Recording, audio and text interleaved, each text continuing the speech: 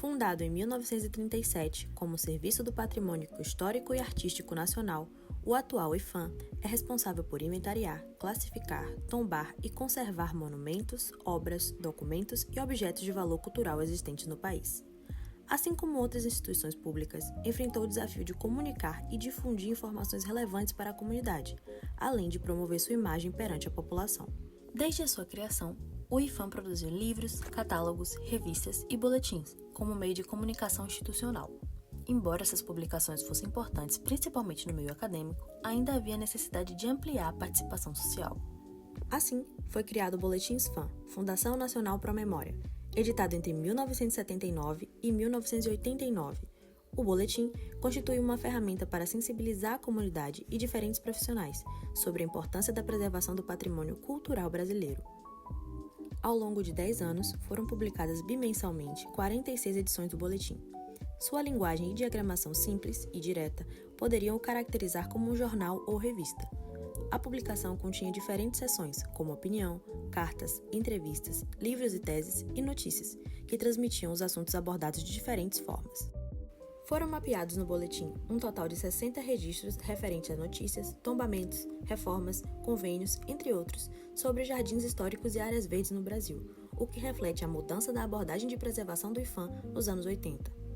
Até então, a ação do órgão tinha foco principal em edifícios e monumentos arquitetônicos, deixando de lado espaços paisagísticos como praças, parques e jardins. Essa abertura conceitual refletiu uma tendência global de valorização do patrimônio cultural, como um todo, incluindo não apenas estruturas físicas, mas também seus contextos ambientais e paisagísticos. Dentre os registros identificados no boletim, os estados com maior destaque foram Rio de Janeiro, Minas Gerais e Pernambuco, com passagens em diversas cidades, enquanto os objetos de maior destaque foram jardins botânicos, passeios públicos e jardins que compõem edificações de relevância artística e histórica. Alguns desses registros envolveram projetos do paisagista Roberto Buller Marx, um dos mais renomados artistas brasileiros do século XX. Destacam-se notícias sobre o Jardim Botânico do Rio de Janeiro, a restauração das praças de Tiradentes e o tombamento do sítio de Santo Antônio da Bica, de propriedade do paisagista.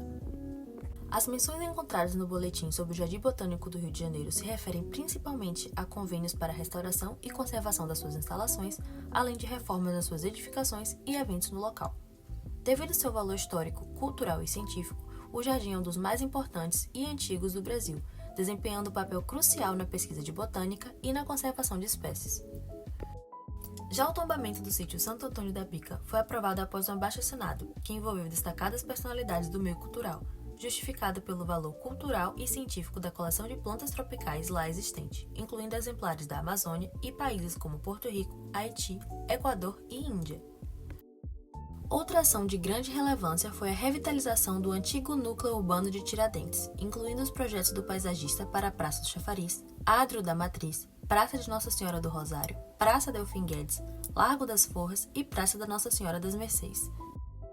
Os projetos foram financiados pela Empresa Brasileira de Turismo por meio de um convênio. O último deles, o Largo das Forras, após uma readequação, foi implantado com apoio financeiro da Fundação Roberto Marinho. Esse trabalho teve início no primeiro trimestre de 1980, contando com o levantamento da situação das praças em relação à cidade e às necessidades da comunidade, realizado pela arquiteta Lia Mota. O objetivo dos projetos foi uma intervenção descomplicada, buscando acentuar a arquitetura. Os jardins tinham a função de complementar a paisagem urbana, emoldurando e se mesclando com as montanhas ao fundo. Foram utilizadas árvores da região, como jatobás, ipês e cedros, para valorizar a paisagem brasileira, levando em conta a espécie, a silhueta e a época de floração de cada árvore. Esses projetos de revitalização representam uma contribuição às práticas de preservação do patrimônio paisagístico e urbano do Brasil. Buller Marx promoveu uma abordagem inovadora ao integrar elementos naturais e culturais, reafirmando a importância das praças e jardins históricos como testemunhos vivos da história e da identidade cultural de uma população.